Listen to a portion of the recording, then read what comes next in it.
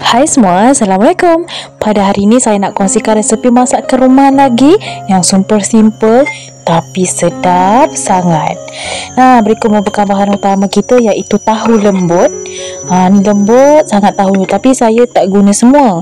Oleh sebab saya nak masak untuk 2 orang saja, jadi saya masak dengan kuantiti yang seharusnya saja.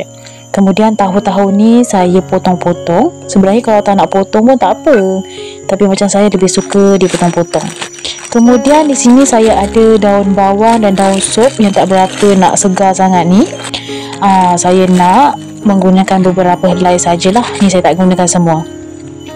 Jadi kuantiti daun bawang harus lebih banyak daripada daun sup.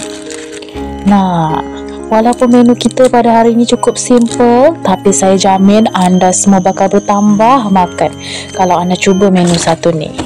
Dan kebetulan hari ini atuk saya yang masak, jadi ini merupakan resepi atuk saya lah. Kemudian kita ke langkah selanjutnya ni, macam biasalah kita cuci-cuci dahulu bahan-bahan kita supaya bersih. Kemudian saya lanjut dengan acara potong memotong. Ni saya potong cincai lah orang cakap.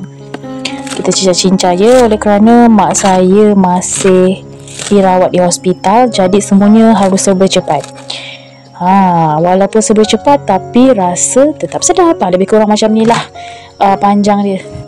Memotong ni sesuaikanlah selera masing-masing, nak panjang, nak pendek dan segalanya, okey?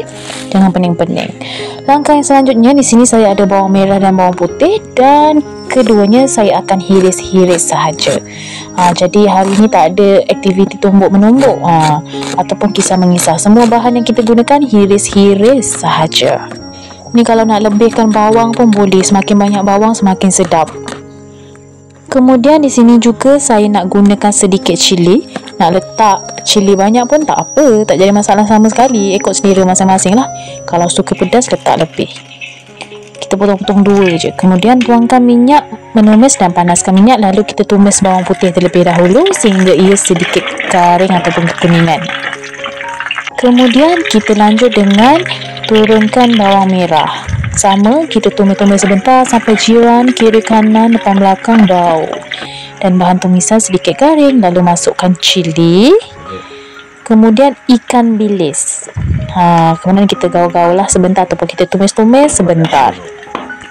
Tak tahulah kenapa, padahal atuk saya ni masak campak-campak je, tapi dia punya rasa memang terbaik. Andailah saya boleh bagi anda semua rasa, pasti saya bagi anda rasa. Langkah yang selanjutnya, di sini atuk saya turunkan daun bawang bahagian yang keras tu, yang dia punya pangkal tu. Kemudian kita masukkanlah sos tiram lebih kurang 1 sendok. Kemudian kita gaul rata. Lalu di sini atuk saya masukkan sedikit kicap mi yang cair tu.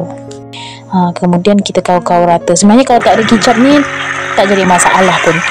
Kalau ada letak, tak ada tak perlu. Kemudian jangan lupa tambahkan garam dan juga penyedap rasa atau MSG. Ni bagi yang guna lah, yang tak guna boleh skip. Lalu kita masukkan segala dedaunan. Lepas tu kita gaul rata bagi sebati. Kemudian di sini atuk saya letakkan sedikit air, lebih kurang 1 sendok macam tu. Lalu bolehlah kita turunkan tahu lembut. Ni tahu ni sangat-sangatlah lembut. Jadi jangan risau jika misalnya anda gaul tu ia hancur sebab saking lembutnya. Kalau anda nak guna tahu yang sedikit keras tu pun tak jadi masalah sama sekali. Tapi kalau nak sedap, guna tahu lembut. Ni dah dia. Siap sudah menu kita pada hari ini. Tumis tahu. Sedap sangat makan dengan nasi putih. Saya harap anda dapat mencubanya sendiri di rumah dan menilainya sendiri sama ada ia kena ataupun tidak dengan tekan anda. Kalau suka macam biasa, jangan lupa tekan like, share ke semua dan subscribe for more video. See you next video guys. Bye bye.